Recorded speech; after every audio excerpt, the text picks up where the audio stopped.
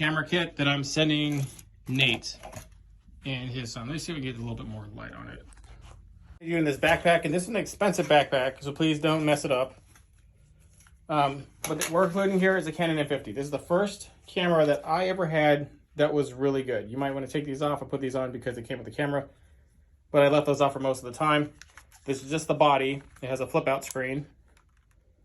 You can turn it and just view through that, or you can look through the electronic viewfinder, whichever way you want to do. I generally just use the screen, especially if you're vlogging and you're talking. You're going to want to look this way and you can see yourself in the screen. It's got settings. I generally keep it on auto if you don't know what you're doing. You can go all the way to slow-mo, but the slow-mo is like really low quality. I would just honestly keep it on 60 frames per second. 1080 60 is actually really good. You can get decent slow-mo footage out of that, where you can kind of slow and smooth stuff out, any nervous ticks. You know, we can kind of make it look like butter. I'll put it on 1080 60 settings right out the gate before you even have it. Here's the battery well. It's got these small little dinky batteries, but they work, okay? Let me see. Stupid battery. All right. Comes with a pack of 4 of them. Okay, so here's the rest of the batteries are in here. There's like 4 or 5 of them in here. I want to say there's 4. This is the 5th battery. I put the charger in there. They go in like so. They come out like so. There's a memory card in there already for you. So the memory card is just actually a micro SD inside a full memory card slot. There's 120, I think I almost always carry 128 gig slots. So that's more than enough to power the camera and take anything that the camera's got going on for it. It's more than enough to do it. All right, there's that. And that's how you would take it out. You would take that out and you would put it in your computer and download it or whatnot. That's how you read footage. You also have a file transfer, FTP transfer. So if you're pretty smart with the computer and you can figure out how to just get stuff to download electronically to your computer, you never have to take that SD card out, but you do have to have one in there to store any sort of pictures or whatnot. This is the record button. This is the actual picture button. Please try and take decent pictures and footage with this. We'll be sending you a gimbal. We'll be talking about that. I mean, there's tutorials on this camera for days. It's the most popular YouTube camera, like where it's the cheapest, but most capable camera for what it does, and like millions and millions of YouTubers use it. So I'm giving you a battery of lenses, and lenses are really what's expensive. It's not the body, it's the lenses. If you get 2 bodies, you can use all these lenses. You can have multiple cameras. The bodies themselves are not that expensive, considering how much cameras can cost. This is a standard kit lens. Obviously, it has a 15 to 45 zoom. I would look about, you know, the focal length and the angle. We'll talk about all those things, but this one's okay. Like if you're just doing standard blogging stuff. But I have a slew of other lenses in here. This is the 22 millimeter. It's really good for close-up shots. It does pretty good with catching you and then giving you a nice background blur. And these are like the standard EFM lenses. It takes Canon EFM lenses, meaning electronic focus mirrorless lenses that Canon would make it. Canon makes. So EFM lenses will come standard, and they're standard lenses, but I mean, I'm giving you all kinds of other lenses, so you don't even really need that. These are called speed boosters. Well, one's an adapter. So Canon's normal line, their normal DSLR line was Canon EF lenses. So most of these lenses you see are Canon EF mounts. You need to have an EF mount. But these are EF to EFM mounts. This right here is just a big giant hole, right? Big giant mount. So all it does is you mount the EFM mount, because you're gonna have some of these are EFS. EFS have a different mount in the back to where you can't use the speed booster. We're gonna talk about the speed booster in a second. So you're gonna have to run the standard EF to EFM adapter. There's a Viltrox EF to EFM adapter, and that's what actually goes on here. I'll put this down just for a minute. Be careful with it. When you open this up, don't ever touch this. And if it's dirty, watch a video on how to thoroughly clear that. That's your sensor. That is like your lifeline of your camera. You mess up the sensor, that's it for you. Okay? When you take out the cap, keep it down so dust just doesn't automatically get in there. You know, be careful with it. Like, when your camera's exposed between the lens and the body, you know, that's the most vulnerable time for both of them to get something going on with them. But now we have that in here. And that's the EF lens. And then from there, you would keep the adapter on and put on any of your EF lens. And this adapter will work for any of these lenses I have in here specifically. Okay? They'll work fantastic. You even also have an HDMI port if you want to run an extended screen. And you also have a microphone jack here, which I would prefer because I'm going to give you a microphone. because the audio will sound way better than just a standard audio here. We'll talk about how to put that on too. Okay, so we have that, but we also have what's called a speed booster. And so we showed you the adapter mount, and so this is a speed booster. What it is pretty much I don't know if it's a magnifier or so on or whatnot, but what it does is it turns this camera into like more of a full frame camera. So the cameras you see that me going to the shoots with, those have, see that sensor I showed you and how it's like that big? The ones we go, the sensor's about that big. It's a full frame camera lens. This one's not full frame, but they have this adapter. It's called a Viltrox Speed Booster adapter. And how you take that off is like this. You put the Viltrox Speed Booster adapter on. And now you have this. And it actually, what this does is it gives you the ability to put on any EF lens. Again, not EFS. EFS lenses won't do it. So this is a Canon EFS 1824. Dang it.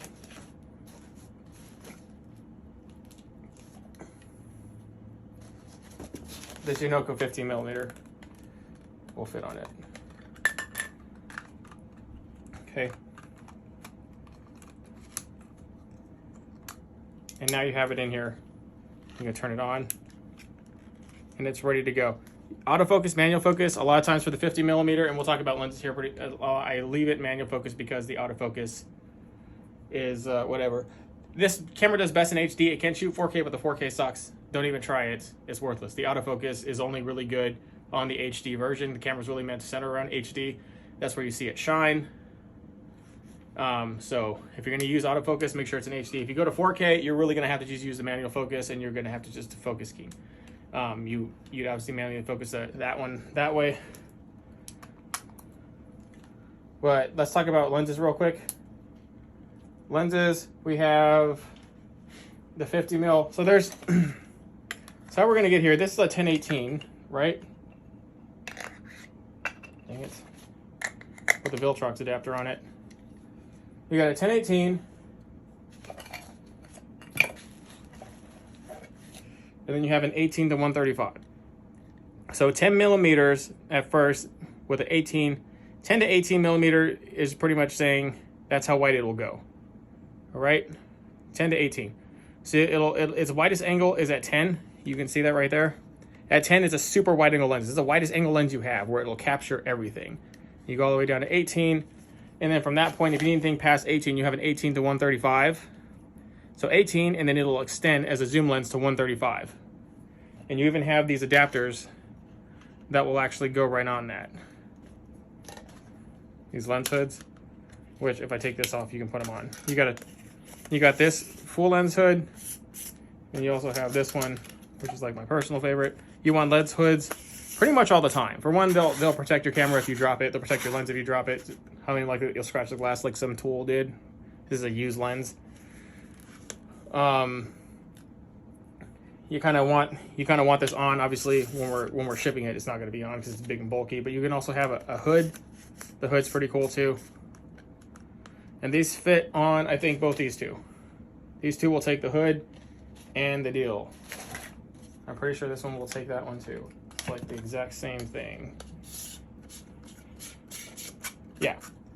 So two of these will take two of these. I mean, you can keep these on whichever ones, but these I would probably you can probably almost just use these two most of the time.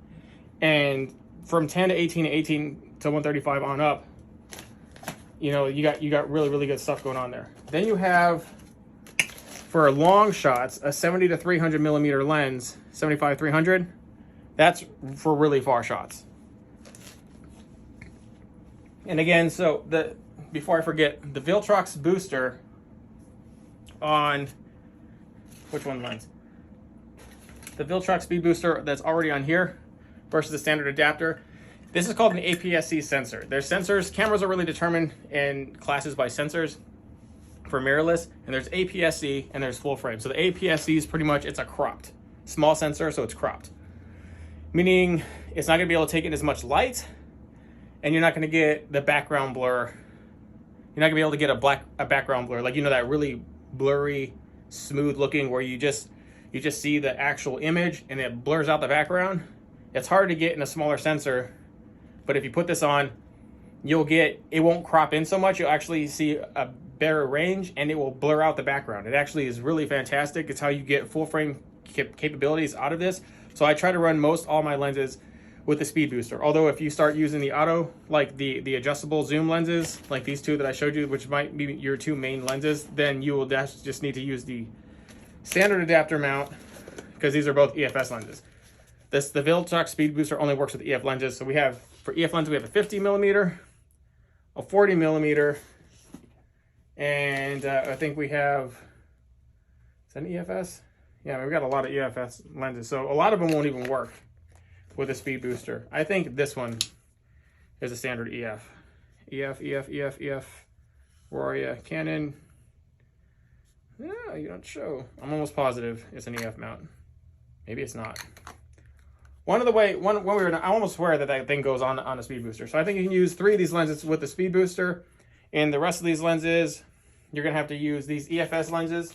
You're gonna have to use with just the standard adapter mount, and these EFM lenses, like these micro small ones, that really go well with the camera as small as it is. If you're running it on a micro gimbal, you want to use one of these, because it'll fit in a small gimbal that we're gonna give you. In that case, you don't need an adapter at all, because these are just made for the camera, right? You have different filters. So if you want to stick, filter rings, we have those here for you. We have the adapter ring itself right there, and that's what you would screw into the inside of the EFM lenses. And so these are really for EFM lenses, but some of them actually fit on some of these standard lenses like this one. So you just got to check. It's the ring mount, see?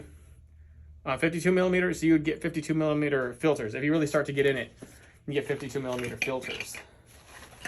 Here's the charger. Takes a old USB, old USB type A port. This is actually the 58 millimeter thread. This one actually threads onto this one for the bigger one. There's another lens hood. You want to almost keep lens hoods on your camera lenses pretty much at all times. It's just protection. Your shots will turn out better. The whole gambit is better. This is a dummy battery. What a dummy battery is it allows you to use the plug. So you'll put that in there, attach it just like you attach a regular battery, and then you put that in there, stick it in there, and that's the plug. Right? Goes right in there. And so when you're doing extended shots, you're going to have to keep that in there. If you're like doing a tutorial, or you're talking, or you're just trying to do a blog, you would use that, although I think very rarely you'll use that, but that is for the camera, and you do have that capability. And the bigger thing I would say is that the batteries, they are small and dinky, and they do not last very long, about 30 minutes. And the camera also has a 30-minute recording limit. So if you're recording for over 30 minutes, it'll stop recording. You'll have to press the record button again. You'll start recording it again. Just know that it has a 30-minute recording limit, which is kind of stupid, but whatever. That's pretty much it for the camera. We're also going to give you a Phaotech G6 Max gimbal. So you see me rocking those big gimbal type things. This is a smaller gimbal made for smaller cameras like this one.